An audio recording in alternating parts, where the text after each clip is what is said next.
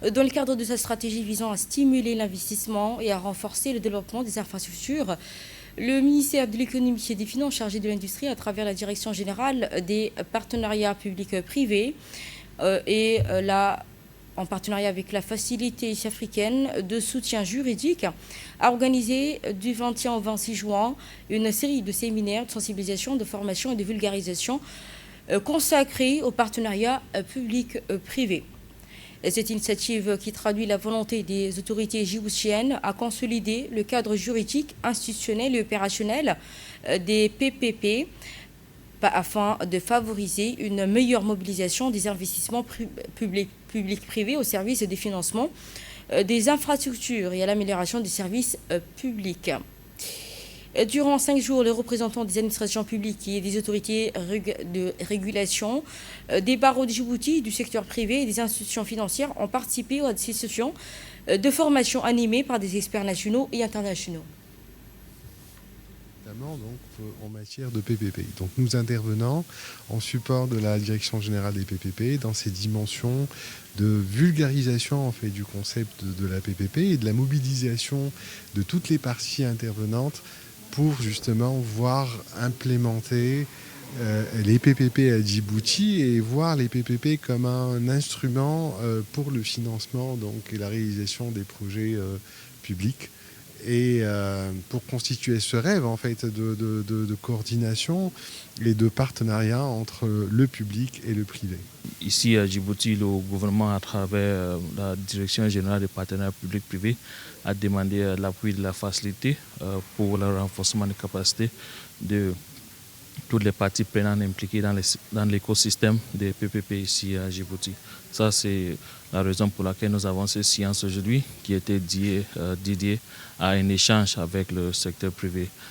Comme vous le savez déjà, plus que jamais dans l'histoire de notre cher continent d'Afrique, le secteur privé africain a appelé à jouer un rôle clé dans la mise en œuvre des PPP. Donc l'espoir c'était qu'aujourd'hui, cet échange entre le privé et le secteur peut contribuer à la mise en œuvre du projet PPP ici à Djibouti. Voulu faire ces 4 jours successifs avec différents publics cibles, parce que de plus en plus maintenant, le gouvernement, à travers la vision portée par le président de la République et le gouvernement, c'était de la stratégie nationale de développement et de plus en plus avoir des infrastructures publiques performantes et améliorer la gestion du service public.